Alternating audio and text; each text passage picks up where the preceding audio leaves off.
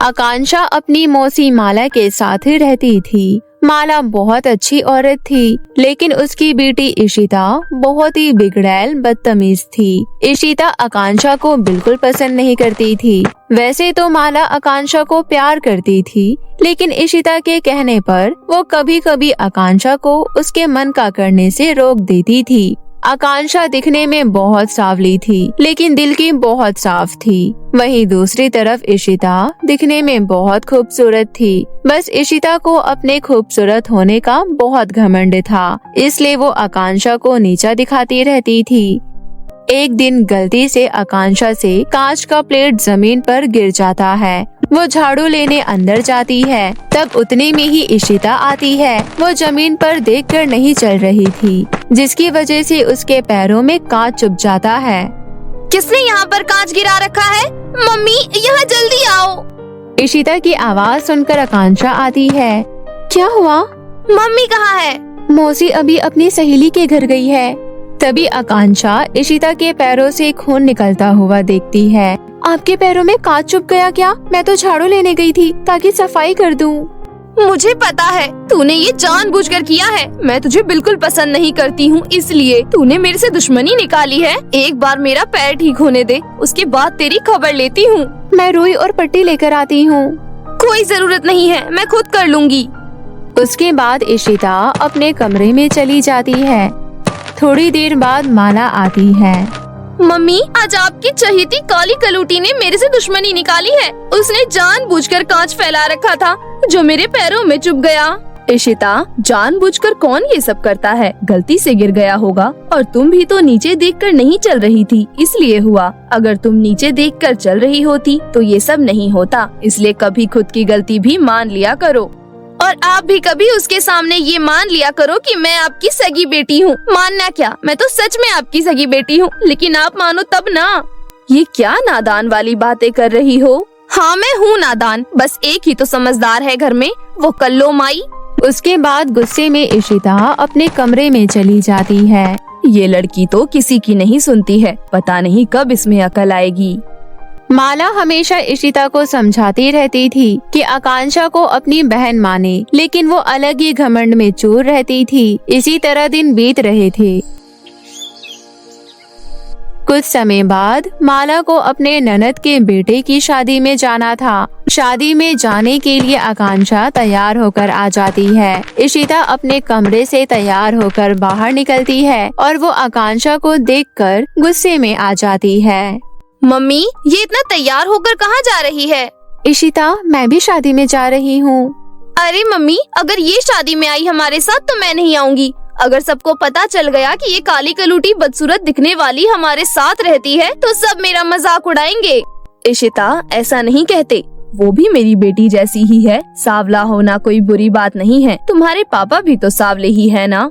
पापा की बात अलग है। मम्मी, मैंने कहा ना ये जाएगी तो मैं नहीं जाऊंगी। इशिता, अब तुम बस करो, जाने दो उसे भी। ठीक है, ले जाओ, मैं ही नहीं जा रही हूँ। देख ले, अगर तू नहीं गई तो तेरी बुआ को बहुत बुरा लगेगा। अपनी बुआ के बारे में सोचकर इशिता शादी में चली जाती है। इशिता के दोस्त उससे आकांक्षा के बारे में पूछते हैं। इशिता, ये लड़की कौन है? ये आकांक्षा है, हमारे घर की नौकरानी। मम्मी इस पर तरस खाकर इसे पार्टी में ले आई, मेरी महंगी वाली ड्रेस पहनाकर। वो तो तू जानती ही है ना कि ये गरीब लोग इतना अच्छा खाना नहीं खा पाते हैं, इसलिए मम्मी इसे यहाँ लेकर आ गई। अच्छी बात है, तुम लोग तो अपने घर के नौकरों के बारे में भी बहुत सोचते हो। इशिता अपने दोस्तों के साथ मिलकर आकांक्षा का मजाक उड़ाती है। ये सब सुनकर आकांक्षा बहुत उदास हो जाती है। इसी तरह से दिन बीत रहे थे। एक दिन इशिता स्कूटी पर बैठकर अपनी दोस्त के घर जा रही होती है। तभी रास्ते में एक गरीब लड़का उसकी स्कूटी से टकराकर गिर जाता है। उस गरीब लड़के को चोट लग जाती है। ए पागल लड़के, तेरी हिम्मत कैसे हुई मेरी स्कूटी से टकराने की? तुझे देखकर तो मेरा पूरा दिन ही खराब हो गया और ऊपर से मेरी स्कूटी पर तेरे गंदे कपड़ों का मैल भी लग गया। लेकिन मैं तो यहाँ कब से खड़ा हूँ। तुम्हें स्कूटी चलानी नहीं आती, इसलिए तुम मेरे से टकराई हो। तुम साइड से भी तो जा सकती थी। ज्यादा जुबान मत चला। मेरा दोस्त एक गुंडा है, उसे कहकर तेरी टांगे तोड़वा दूंगी। उसके बाद वो गरीब लड़का घबरा जाता है और इशिता से माफी मांगने लगता है। इशिता उसको धक्के मारकर वहाँ से चली जाती है। उस लड़के को बहुत ज्यादा चोट लग जाती है। तभी वहाँ से आकांक्षा कुछ सामान लेकर गुजर रही होती है। आकांक्षा उस लड़के के पैरों से खून निकलता हुआ देख उसके पास जाती है। अरे, तुम्हें तो काफी चोट लगी है, चलो मैं तुम्हें अस्पताल ले चलती हूँ। नहीं दीदी, इतनी ज्यादा भी नहीं लगी है। ऐसी चोट की तो हमें आदत है। आए दिन अमीर लोग ऐसे ही धक्का देकर जाते हैं। यहीं पास में मेरी कुटिया है, आप बस मुझे वहीं छोड़ दो। घर में मेरी एक बहुत छोटी बहन है, मुझे उसके लिए खाना भी बनाना है। लेकिन तुम तो बहुत गरीब लग रहे हो। हाँ दीदी, लेकिन आज सुबह मुझे थोड़ा सा चावल मिल गया था। मैं अपनी बहन को वही खिला दूंगा और खुद भूखे सो जाऊंगा। उसके बाद आकांक्षा उस लड़के को उसकी कुटिया तक छोड़ देती है। उस लड़के के घर की हालत को देखकर आकांक्षा को बहुत दुख होता है। आकांक्षा की आंखों से आंसू निकल आते हैं। वो बाहर आकर जोर जोर से रोने लगती है। वहीं एक पेड़ के पीछे से नैना परी ये सब देख रही होती है। वो परी बुरे लोगों को अच्छा रास्ता दिखाने वाली परी थी। आकांक्षा बहुत अच्छी और सरल स्वभाव की लड़की है। नैना परी आकांक्षा के पास आती है और कहती है, सुनो आकांक्षा, तुम एक बहुत अच्छी लड़की हो, इसलिए मैं तुम्हारी कोई एक इच्छा पूरी करनी चाहती हूँ। बताओ कि मैं तुम्हारी कौन सी इच्छा पूरी करूँ? परी, मेरी इच्छा ये है कि उस गरीब लड़के की आर्थिक हालत को ठीक कर दो। वो अभी खुद बच्चा है, लेकिन उससे छोटी उसकी एक बहन भी है। बेचारा इतनी कम उम्र में भीख मांग कर लाता है और दोनों भाई बहन खाना खाते हैं और कभी कभी तो नहीं भी खा पाते हैं। उसके बाद नैना परी आकांक्षा को एक पौधा देती है। तुम ये पौधा इस गरीब लड़के के घर के अंदर जाकर रख दो, उसके बाद चुटकी में सब कुछ ठीक हो जाएगा। आकांक्षा पौधा लेकर उस लड़के के घर में रख देती है। जैसे ही पौधा उसके घर के अंदर जाता है, उसका घर एक पक्के मकान में बदल जाता है और घर के अंदर ढेर सारा अनाज आ जाता है। ये देखकर आकांक्षा बहुत खुश होती है। आपने मेरे कहने पर उस लड़की की मदद की, आपका बहुत शुक्रिया। अब जब तक ये पौधा इस घर में रहेगा तब तक इस लड़के को कोई कमी नहीं होगी। मैं तुमसे बहुत खुश हुई आकांक्षा। अगर तुम चाहती तो तुम अपने लिए और अपने सांवले रंग के लिए कुछ मांग सकती थी, लेकिन तुमने निस्वार्थ होकर दूसरों का भला चाहा, इसलिए मैं तुम्हें भी एक जादुई पौधा देती हूँ। इसकी पत्तियों को पीसकर तुम अपने चेहरे पर लगाओगी तो तुम बहुत ही खूबसूरत हो जाओगी। साथ ही तुम्हें इस पौधे के पास रोज सुबह एक सोने का सिक्का मिलेगा। आकांक्षा बहुत ज्यादा खुश हो जाती है और परी का शुक्रिया करके वहाँ से चली जाती है। घर आकर आकांक्षा अपने चेहरे पर पौधे की पत्ती पीसकर लगाती है। वो बहुत खूबसूरत हो जाती है। इशिता और माला आकांक्षा की खूबसूरती देख हैरान रह जाते हैं। आकांक्षा माला को जादुई परी के बारे में बताती है। ये सब सुनकर इशिता के मन में लालच आ जाता है। इशिता उस गरीब लड़के के घर का पता पूछती है और अगले दिन वहाँ चली जाती है। उसके घर के बाहर जाकर इशिता रोने का नाटक करने लगती है। नैना परी इशिता को रोते हुए देखती है। उन्हें पता चल गया था कि इशिता नाटक कर रही है, लेकिन फिर भी नैना परी इशिता के पास आती है और इशिता के कहे अनुसार उसे एक पौधा दे देती है। इशिता घर जाते ही पौधे की पत्तियां पीसकर अपने चेहरे पर लगाने लगती है। इतनी खूबसूरत हो जाऊंगी कि इस गांव में क्या, आसपास के किसी भी गांव में मेरी खूबसूरती के टक्कर का कोई नहीं होगा। मेरे सामने आने से पहले डरेंगी लड़कियां कि कहीं मैं उनकी बेइज्जती ना कर दूं। थोड़ी देर बाद इशिता अपना चेहरा देखती है। इशिता बहुत काली हो गई थी। ये देखकर वो चीख पड़ती है और रोने लगती है। उसकी आवाज सुनकर माला और आकांक्षा उसके कमरे में आती हैं। देखो मम्मी, मैं कितनी काली हो गई हूँ। अब मैं क्या करूँगी? लोग तो मेरा बहुत मजाक उड़ाएंगे। ये सब तुम्हारे कर्मों का फल है, अब तुम्हें ही इसे भुगतना होगा। इसमें हम कुछ नहीं कर सकते। तुमने आकांक्षा की देखा देखी करने की कोशिश की, लेकिन तुम ये भूल गई कि तुम्हारा दिल आकांक्षा के दिल की तरह साफ नहीं है। ये बोलकर माला वहाँ से चली जाती है। इशिता आकांक्षा के सामने रोने लगती है। आकांक्षा मेरी बहन, तुम ही कुछ करो, मैं ऐसे नहीं रह पाऊंगी। मैंने ना जाने कितने लोगों का मजाक बनाया है। अगर किसी ने मेरा मजाक बनाया तो मैं मर जाऊंगी। मैं इस चेहरे के साथ नहीं रहूंगी। इससे अच्छा तो मैं मर जाऊं। ये कैसी बातें कर रही हो तुम? अगर तुम काली हो गई तो तुम अपनी जान दे दोगी? दुनिया में इतने सारे काले लोग हैं, लेकिन सब खुशी से रहते हैं। तुम काले रंग को इतना बुरा क्यों मानती हो? तुमने पहले जो भी किया था उसका यही फल है, लेकिन अब तुम सुधर जाओ। एक बार तुम सुधर जाओगी और सबकी इज्जत करने लगोगी, तब देखना सब तुम्हारी भी करेंगे और कोई तुम्हारा मजाक नहीं बनाएगा। इशिता आकांक्षा की बात समझ जाती है। उस दिन से वो सबकी इज्जत करने लगती है। आकांक्षा और इशिता एक दूसरे के साथ बहनों की तरह रहने लगी थी। इस तरह सब कुछ ठीक हो जाता है और आकांक्षा अपने परिवार के साथ हंसी खुशी जीवन व्यतीत करने लगती है। ये कहानी निर्मला और उसकी बेटी कली की है। सागरपुर नाम के गांव में ये दोनों माँ बेटी रहा करती थीं। सागरपुर एक विकसित गांव था। वहाँ पर स्कूल, कॉलेज, हॉस्पिटल सब कुछ मौजूद थे।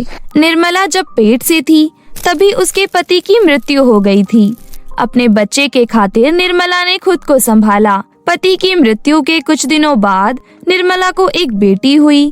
निर्मला ने अपनी बेटी का नाम कली रखा। कली एक बहुत खूबसूरत और समझदार लड़की थी। वो अपनी माँ से बहुत प्यार करती थी।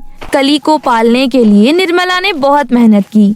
कभी वो लोगों के घरों में काम करने जाती तो कभी लोगों के खेत में मजदूरी किया करती थी। कली अब 18 वर्ष की हो गई थी। अभी भी अपनी माँ को इतनी मेहनत करते देख उसे बिल्कुल अच्छा नहीं लगता था। एक दिन वो अपने मन में सोचती है, माँ कितनी मेहनत करती है। अब माँ की हड्डियाँ भी कमजोर होती जा रही है। अब मैं बड़ी हो गई हूँ, मुझे कुछ सोचना चाहिए। आखिर माँ कब तक इस तरह मेहनत करती रहेंगी? ऐसा सोचकर कली अपने गांव में कुछ काम ढूंढने चली जाती है। वो पूरा गांव घूमती है, लेकिन उसे कोई भी बढ़िया सा काम नहीं मिलता। उसको समझ नहीं आ रहा था कि अब वो क्या करे। तभी उसकी नजर एक फल बेचने वाले पर जाती है, जो तेज तेज आवाज लगाकर फल बेच रहा था और बहुत सारे लोग उससे फल खरीद भी रहे थे। ये सब देख कली को एक आइडिया आता है। ये फल बेचने का काम बहुत अच्छा है।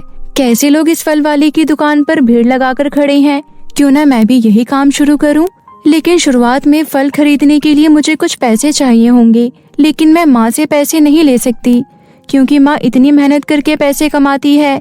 अगर मेरे फल नहीं बिके और पैसे बर्बाद हो गए तो मुझे बिल्कुल अच्छा नहीं लगेगा। मुझे कुछ और सोचना पड़ेगा। कली बहुत देर तक कुछ सोचती है। तभी उसके दिमाग में एक बहुत मस्त आइडिया आता है। क्यों ना मैं जंगल जाकर वहाँ से फल तोड़ कर ले आऊं।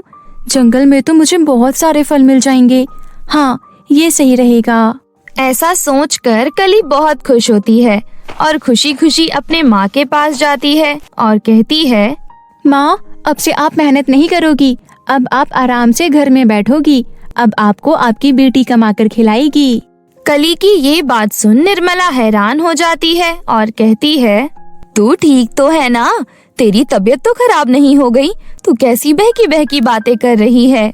ओफो माँ, मैं कोई मजाक नहीं कर रही हूँ, मैं सच कह रही हूँ। मैंने सोचा है कि अब मैं फल बेचने का काम करूँगी। और तू फल लाएगी कहाँ से? जंगल से। क्या? तू जंगल जाएगी? तू पागल हो गई है? मेरे रहते तुझे जंगल जाने की कोई जरूरत नहीं है। तुझे पता है ना वहाँ कितने सारे जंगली जानवर रहते हैं। अगर तुझे कुछ हो गया तो मेरा तेरे अलावा इस दुनिया में और है ही कौन? अरे मेरी प्यारी माँ, तुम मेरी इतनी चिंता क्यों करती हो? अब मैं कोई छोटी बच्ची नहीं रही। मैं 18 साल की हो गई हूँ। मैं अपना ध्यान खुद रख सकती हूँ माँ, आप बिल्कुल चिंता मत करो। लेकिन कली? लेकिन वेकिन कुछ नहीं माँ, अब मैं आपकी एक नहीं सुनूंगी। ऐसा कहकर कली अपनी माँ को बाय बोलकर जंगल की तरफ चली जाती है। वो जंगल में जाती है तो देखती है कि वहाँ पर तरह तरह के ढेर सारे फल लगे हुए हैं। ये देखकर कली बहुत खुश होती है। मैं तो खामखा परेशान हो रही थी। जंगल में कितने सारे फल लगे हुए हैं और दिखने में बहुत स्वादिष्ट भी लग रहे हैं। चलो, मेरा काम तो हो गया। कली खुशी खुशी पेड़ से बहुत सारे फल तोड़ लेती है और उन्हें लेकर बाजार चली जाती है और फलों को बेचना शुरू कर देती है। फल ले लो, फल, ताजे ताजे फल ले लो। कली बहुत देर तक आवाज लगाती है, लेकिन कोई भी उससे फल नहीं खरीद रहा था, क्योंकि वो जमीन पर बैठकर फल बेच रही थी। इसलिए लोगों को लग रहा था कि कली अच्छे फल नहीं बेच रही है। बहुत मेहनत के बाद भी उसकी बहुत कम कमाई होती है। उदास होकर वो अपने घर आ जाती है। तब उसकी माँ उससे पूछती है, क्या बात है बिटिया, बड़ा उदास लग रही है, क्या हुआ, फल नहीं बिके क्या? नहीं माँ, इतनी मेहनत करने के बाद भी सिर्फ 50 रुपए की कमाई हुई है। कोई बात नहीं बेटी, इतनी जल्दी हिम्मत नहीं हारते हैं, सब्र कर, सब्र का फल मीठा होता है। देखना, भगवान एक दिन हम दोनों के साथ भी अच्छा जरूर करेंगे। इसी तरह कई दिन बीत गए। बरसात का मौसम आ गया। एक दिन फल लेने के लिए कली अकेले ही जंगल गई। बारिश के कारण सारे फल सड़ चुके थे, इसलिए फल की तलाश में वो जंगल के बहुत अंदर तक चली गई। ये क्या, फल की तलाश में मैं जंगल के कितने अंदर आ गई और अंदर नहीं जाऊंगी। एक काम करती हूँ, वापस घर चली जाती हूँ। ऐसा सोचकर कली वापस घर को जाने लगती है। तभी अचानक से उसे किसी के रोने की आवाज सुनाई देती है। किसी के रोने की आवाज सुनकर कली घबरा जाती है। ये रोने की आवाज कहाँ से आ रही है? कहीं कोई मुसीबत में तो नहीं? लेकिन इतने घने जंगल में कौन आता होगा? मुझे डर भी लग रहा है। तभी कली को दोबारा से आवाज आती है, बचाओ, कोई बचाओ मुझे, मैं परेशानी में हूँ, मुझे दर्द हो रहा है। अरे, लगता है कोई सच में मुसीबत में है, मुझे जाना होगा। ऐसा सोचकर कली आवाज का पीछा करने लगती है। पीछा करते हुए वो झाड़ियों के पास जा पहुंची। उसने वहां पर देखा कि एक बहुत खूबसूरत लड़की झाड़ियों में फंसी हुई है और रो रही है। अरे अरे अरे, तुम यहाँ पर कैसे अटक गई? रुको, मैं अभी तुम्हें बचाती हूँ। ऐसा कहकर कली ने उस लड़की को बचाया तो उसने देखा कि उसके पंख भी हैं। ये क्या, तुम्हारे पंख लगे हुए हैं? हाँ, मैं एक परी हूँ। मैं पहली बार पृथ्वी लोक पर घूमने आई थी। रात के अंधेरे में एक तेंदुआ मेरे पीछे पड़ गया था। मैं उसके डर से इन झाड़ियों में छुपने आ गई। उस तेंदुए से तो मैं बच गई, लेकिन इन झाड़ियों में फंस गई। देखो, मैं कितनी घायल हो चुकी हूँ, मेरे पंख भी घायल हो चुके हैं। कली ने अपना दुपट्टा फाड़कर उस परी की चोट को साफ किया। तब परी बोली, तुम्हारा बहुत बहुत शुक्रिया, तुम सच में बहुत अच्छी हो। एक काम करो, तुम मेरे साथ मेरे घर चलो। तुम बहुत घायल हो, तुम उड़ भी नहीं पाओगी, और ऐसी हालत में अगर तुम इस जंगल में रही तो किसी न किसी जंगली जानवर का शिकार हो जाओगी। तुम मेरे साथ मेरे घर चलो। शायद तुम ठीक कह रही हो, लेकिन तुम्हारे ये पंख अगर किसी ने देख लिया तो सबको पता चल जाएगा कि तुम एक परी हो। उसकी चिंता तुम मत करो, कोई मुझे नहीं पहचान पाएगा। ऐसा कहकर परी ने जादू किया और वो एक मामूली लड़की में बदल गई। उसके बाद कली परी को अपने साथ घर ले आई और घर पहुंचकर उसने सब कुछ अपनी माँ को बताया। मम्मी, परी जब तक ठीक नहीं हो जाती तब तक हमें उनका ध्यान रखना होगा। हाँ बेटी, एक काम कर, तू वैद्य जी के पास जाकर दवाइयाँ ले आ। तभी वहाँ मौजूद परी कहती है, नहीं नहीं, मुझे मरहम की जरूरत नहीं है। परियां तो अपनी खुद की शक्ति से ही ठीक हो जाती हैं। बस हमें अच्छा खाना और आराम की जरूरत होती है। ठीक है परी बेटा, तुम आराम करो, मैं हम सबके खाने का इंतजाम करती हूँ। परी वहीं खाट पर लेट गई। उसके बाद निर्मला और कली घर के बाहर आए। फिर निर्मला ने कली से कहा, बेटी, परी हमारी मेहमान है, हमें उसे अच्छा अच्छा खाना खिलाना चाहिए। हाँ माँ, तुम बिल्कुल ठीक कह रही हो। तुम एक काम करो, फटाफट परी के लिए स्वादिष्ट स्वादिष्ट भोजन बना दो। लेकिन बेटी, समस्या यही तो है, हमारे घर में केवल दाल और चावल रखा हुआ है, ना कोई सब्जी है, कुछ भी नहीं है। ऐसे में मैं परी के लिए स्वादिष्ट खाना कैसे बनाऊंगी? निर्मला की ये बात सुनकर कली सोचने लगती है कि वो क्या करे। दूसरी तरफ परी को आभास हो गया था कि निर्मला और कली किसी मुसीबत में हैं। जब कली अपने घर के अंदर गई तब परी ने उससे पूछा, क्या बात है कली, तुम और तुम्हारी माँ कुछ परेशान सी लग रही हो? नहीं तो परी, आपको ऐसा क्यों लगा? आप आराम कीजिए, हमें कोई परेशानी नहीं है। कली की बातों से उसका झूठ साफ झलक रहा था। परी ने अपनी आंखें बंद की और उसे सब समझ आ गया। वो मुस्कुराई और अपने मन में सोचने लगी, घर में कितनी परेशानी है, फिर भी ये दोनों माँ बेटी मेरी खातिरदारी करने के बारे में सोच रहे हैं। इन दोनों को मेरी परवाह है, मुझे इनके लिए कुछ न कुछ तो करना ही चाहिए। परी किचन में जाती है और वहाँ पर स्वादिष्ट व्यंजन बनाने का ढेर सारा सामान प्रकट कर देती है।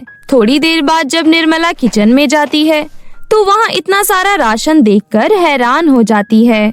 जहाँ तक मुझे पता है किचन में तो कुछ भी नहीं था, फिर अचानक से यहाँ पर इतना सारा राशन कहाँ से आ गया? कहीं ये सब परी ने तो नहीं किया? उसी ने किया होगा। अब मैं फटाफट उसके लिए स्वादिष्ट खाना बना देती हूँ। ऐसा सोचकर निर्मला परी के लिए बहुत स्वादिष्ट खाना बनाती है। जब खाने के बारे में कली अपने माँ से पूछती है तो निर्मला परी की तरफ इशारा कर देती है। कली समझ जाती है कि ये सब परी ने किया है। खाना खाने के बाद परी अपने आप को बहुत स्वस्थ महसूस करती है। फिर कली और उसकी माँ से कहती है, आप लोगों का बहुत बहुत शुक्रिया, आप लोगों ने मेरी इतनी मदद की, लेकिन अब मैं ठीक हो गई हूँ, इसलिए मुझे जाना होगा, लेकिन मैं आपकी गरीबी हमेशा हमेशा के लिए दूर करके जाऊंगी। ऐसा कहकर परी एक जादुई हाई हील्स प्रकट करती है और कहती है, ये एक जादुई हाई हील सैंडल है, इस सैंडल को आप अपने आंगन में बो देना। उसके बाद वहाँ पर हाई हील सैंडल का पेड़ उग जाएगा और फिर उसमें ढेर सारी हाई हील्स लगेंगी। आप दोनों उस पेड़ से जितनी हाई हील्स तोड़ेंगी उसमें दोबारा लग जाएगी। इस तरह आप लोग अपना जीवन अच्छे से व्यतीत कर पाओगी। अब मैं चलती हूँ। ऐसा कहकर जादुई हाई हील सैंडल देकर परी वहाँ से चली जाती है। परी के जाने के बाद उसके कहे अनुसार कली और निर्मला वैसा ही करती हैं। अगले ही दिन उनके आंगन में एक बहुत विशाल हाई हील्स का पेड़ उग जाता है। अब निर्मला और कली उसमें से सैंडल तोड़ तोड़ कर बेचने लगते हैं, जिससे कि उन्हें बहुत मुनाफा होता है। देखते ही देखते उनका ये बिजनेस खूब चलता है और वो दोनों माँ बेटी खूब तरक्की करती हैं। कुछ समय बाद वो अपना एक पक्का घर और सैंडल का शोरूम खोल लेती हैं और अपना जीवन खुशी खुशी व्यतीत करने लगती हैं।